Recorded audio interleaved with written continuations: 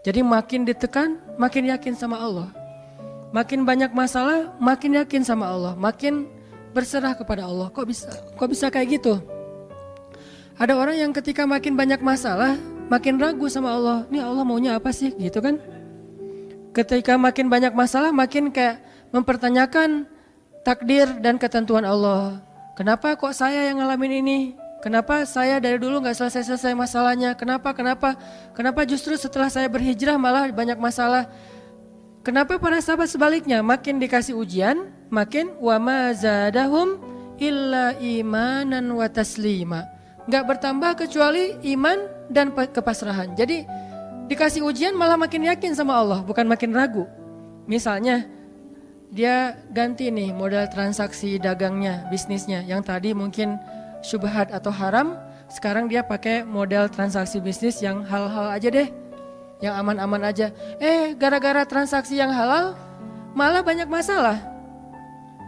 Masih mending kalau masalahnya cuman berkurang income-nya. Ini malah ditipu orang lah, rugi segala macam. Mulai mempertanyakan, nih bener gak ya saya ngambil jalan yang syariat segala macam, kok malah makin susah nih kelihatannya. Kenapa kita ketika diuji malah jadi ragu sama Allah?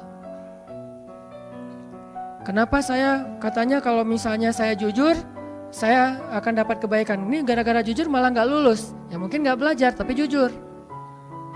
Yang satu lagi yang gak jujur malah nilainya bagus mungkin. Misalnya gak belajar tapi dia dusta. Kenapa para sahabat ketika diuji malah makin yakin sama Allah? Malah makin pasrah kepada Allah. Karena mereka pegang janji Allah. Itu salah satu tipsnya. Kalau kita pengen tetap woles pas menghadapi kesulitan, pegang janji Allah. Makin kita kuat pegang janji Allah, diuji, kita makin pasrah sama Allah. Ya Allah, saya akan yakin sama Engkau memegang janjimu. Ketika diuji, saya berharapnya balasan dari Allah, pertolongan dari Allah. Kayak yang pernah saya sampaikan dulu, kalau kita dapat musibah, yakinlah kepada janji Allah. Siapa yang membaca doa yang diajarkan Nabi, nanti Allah akan ngasih ganti yang lebih baik gitu kan ya.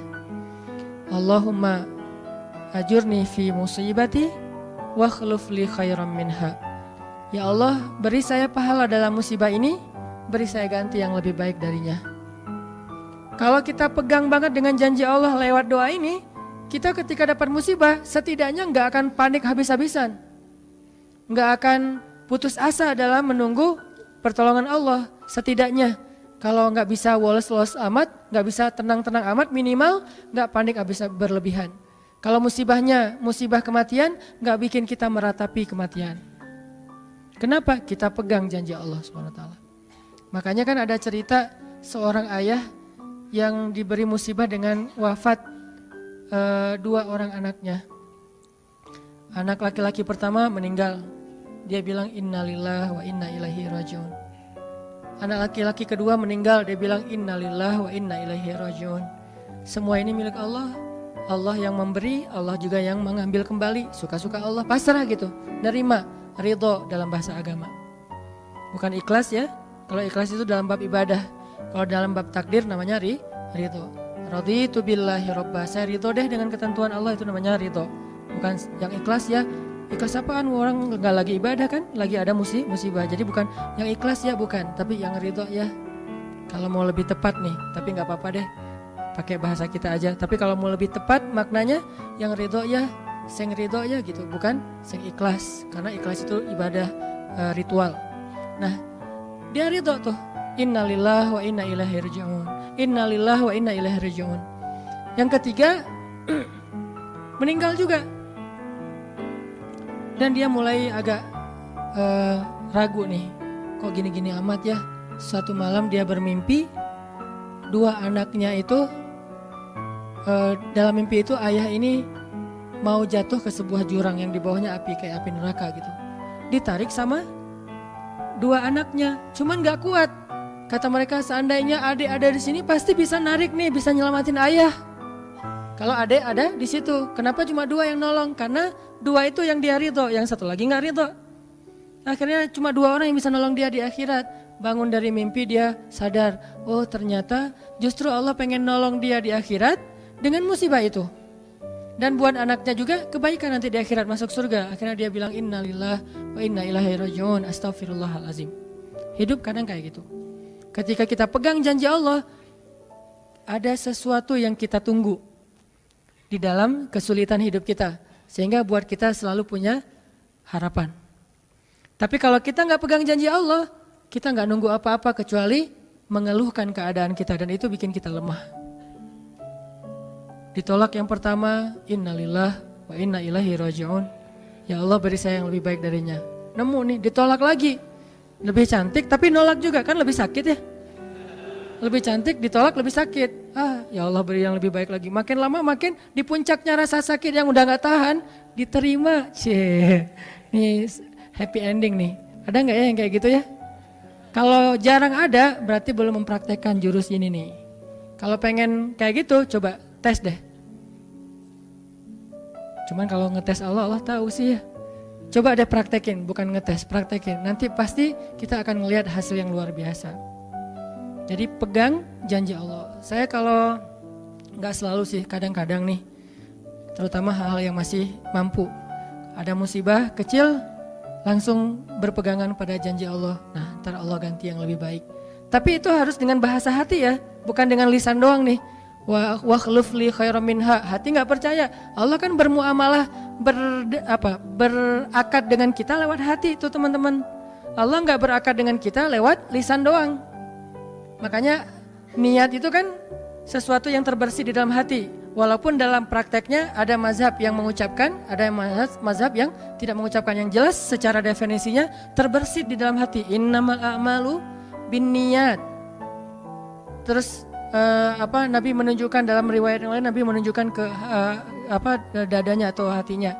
Artinya Allah berakad dengan kita itu dengan hati. Jadi kita kalau mau ditolong Allah, katakan kalimat itu dengan benar-benar yakin di hati kita. Wa khluf li khairam minha. Emang yakin saya Allah bisa ganti nih. Yakin. Gimana caranya? Itu bukan bagian kita, itu bagian Allah. Bagian kita berharap, bagian Allah memberikan cara. Jangan sampai kita mengambil bagian Allah. Pasti kita akan kebingungan. Orang kita bukan Tuhan. Mengambil bagian Allah apa? Harus jelas caranya. Kalau nggak jelas nggak percaya. Terlalu logis. Akhirnya nggak lagi ada ruang untuk kita berharap kepada sesuatu. Jangan mengambil bagian Allah. Gimana caranya? Ya terserah Allah. Yang penting saya berharap Allah ganti yang lebih baik. Ikhtiar urusan kewajiban kita kepada Allah. Bukan cara itu. Kewajiban kita kepada Allah. Ikhtiar itu dalam agama kayak ibadah, sholat, puasa, zakat. Bukan jalan untuk menemukan suatu kebaikan, karena Allah yang menentukan. Kadang-kadang kita ikhtiar ini jalannya dari yang lain. Kita ngejar, ternyata dapatnya justru yang sering pakai curhat. Kan beda-beda kan cara Allah ya. Kita ngejar, gak berhasil, curhat lagi ke teman kita di sebelah. Ternyata dia, bukan dia yang jadi sama dia, kita jadi sama dia gitu maksudnya. Ini artinya emang Allah yang punya cara, asbab, subul. Walladzina jahadu fina lanahdiyannahum subulana. Orang yang bersungguh-sungguh di jalan kami yang akan tunjukkan kepada cara-cara menuju kepada kebaikan. Subul, bukan cuma satu. Kalau satu sabil, ini berarti Allah yang punya cara. Ya Allah, beri saya ganti yang lebih baik. Saya yakin banget nih. Kata teman kita, caranya gimana? Kayaknya mustahil deh. Allah punya cara. Allah bisa mendatangkan sesuatu dengan cara-cara yang kita mengerti, ilmiah, logis. Bisa yang dengan cara yang kita nggak ngerti, nggak ilmiah, nggak logis. Bisa juga dengan sebalik dari apa yang kita ngerti. Kita ngertinya gini, Allah bikin yang sebaliknya. Allah punya banyak cara. Contoh, Allah mendatangkan kita, melahirkan manusia itu dari pasangan ayah dan ibu. Ilmiah, logis, bisa dijelaskan secara keilmuan. Tapi Allah juga bisa mendatangkan seorang anak tanpa ayah seperti Isa dari rahimnya Siti Maryam yang suci. Atau bisa juga mendatangkan seekor onta bukan dari induknya tapi keluar dari batu seperti ontanya Nabi Solih. Allah bisa mendatangkan segala sesuatu dari cara-cara yang yahtasib aula yahtasib. Yang kita mengerti atau kita tidak mengerti. Makanya Allah mengatakan wa yarzuqhu min haitsu la yahtasib. Allah kasih rezeki dari jalan haitsu la yahtasib, yang gak pernah kalian duga. Berarti kalau masih keduga bukan itu jalannya. bisa sih kayaknya jalan ini, bukan itu. Bisa sih ini, bukan itu. Terus jalannya apa? Yakin, itulah jalannya. Allah yang akan mendatangkan dengan surprise. Kayaknya surprise itu lebih seru sih. Dan surprise Allah itu emang pasti. Kalau surprise teman kita pas kita ulang tahun, kenapa ya hari ini kok biasa-biasa aja ya, gak ada yang ngucapin, gak ada yang ngasih hadiah misalnya ya. Kita masih berharap, mungkin mereka pengen ngasih surprise. Nanti malam-malam tiba-tiba saya masuk ke rumah, saya buka pintu rumah saya, tiba-tiba orang udah ngumpul semua di dalam rumah, terus ngasih surprise happy birthday gitu, balon segala macam, gitu-gitu deh. Bisa. Tapi apakah itu terjadi? Belum tentu. Pas kita pulang ke rumah udah siap-siap gitu. Gua mah gak akan kaget lah, gitu-gitu pasti udah disiapin. Buka pintu, ngelihat ke dalam, jalan pelan-pelan, nyalain lampu, kosong, gak ada siapa-siapa. Manusia bisa gitu banget kan? Teman kita atau pasangan kita berpikir, pasti dia ingat lah, gak mungkin. Dia gak ingat hari jadian kita atau hari putus kita terus jadian lagi. Atau hari lahir lah minimal. Pasti dia ingat, tapi belum tentu dia bisa ngasih kita surprise seperti yang kita harapin. Kalaupun dia ngasih surprise, kadang-kadang kado atau hadiahnya itu nggak seperti yang kita harapin. Biasa-biasa aja ternyata. Mungkin dia lagi nipis keuangannya, nggak punya modal apa-apa, ya udah ngasih apa yang ada aja, pulpen, permen. Nah, Allah nggak gitu. Allah kalau ngasih surprise itu benar-benar ngasih dan buat kita benar-benar ngerasa beruntung. Kalau kita percaya, makanya berakatlah dengan Allah lewat hati. Hadza ma wa'adanallahu wa rasuluh wa shadaqallahu wa rasuluh. Benarlah Allah dan Rasul. Hasbiyallah atau apapun ucapan-ucapan belief, termasuk wa khluf li khairam minha, beri saya ganti yang lebih baik darinya. Tapi kita berakad itu dengan hati, Allah tunjukin tuh. Ini yang bisa bikin kita sedikit lebih tenang atau banyak bisa dapat ketenangan kalau kita dalam kondisi yang sulit. Kalau diuji dalam hal-hal yang kayaknya mentok gitu. Mau kemana lagi nih? Mau gimana lagi nih? Mau apa lagi nih? Kan gitu kan? Udah gak tahu lagi mau gimana, mau kemana, mau apa, mau siapa lagi nih? Kayaknya semua yang di list reunian udah ditembak satu-satu, gagal semua gitu kan. Mau siapa lagi nih? Teman kuliah udah, teman SMA udah, sampai teman SD juga udah. Masa nyari teman TK gitu kan ya? Nyari semua nolak, ke siapa lagi? Allah yang punya siapanya. Kadang-kadang siapanya Allah itu kita gak pernah ngeduga. Yang kita gak pernah mau ke situ karena berpikir gak mungkin deh kalau itu mah. Justru kita gak ngedatangin dia karena kita gak percaya mungkin. Tapi buat Allah apa sih yang gak mungkin?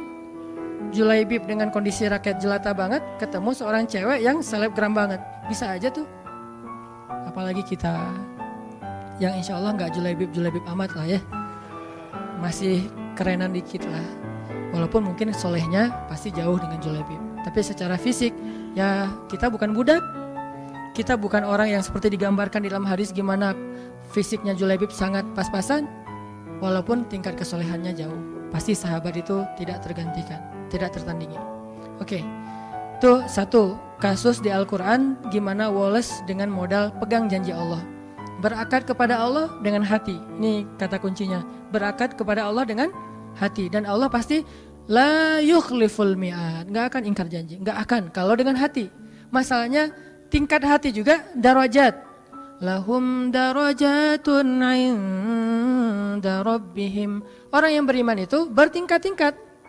Ada yang imannya itu benar-benar luar biasa, sampai hal yang paling mustahil buat dia tuh nggak ada yang mustahil buat Allah. Ada yang berimannya yang berat-berat mah dia masih agak-agak ragu, yang ringan-ringan dia masih yakin. Berarti aku tergantung prasangka hambaku kepada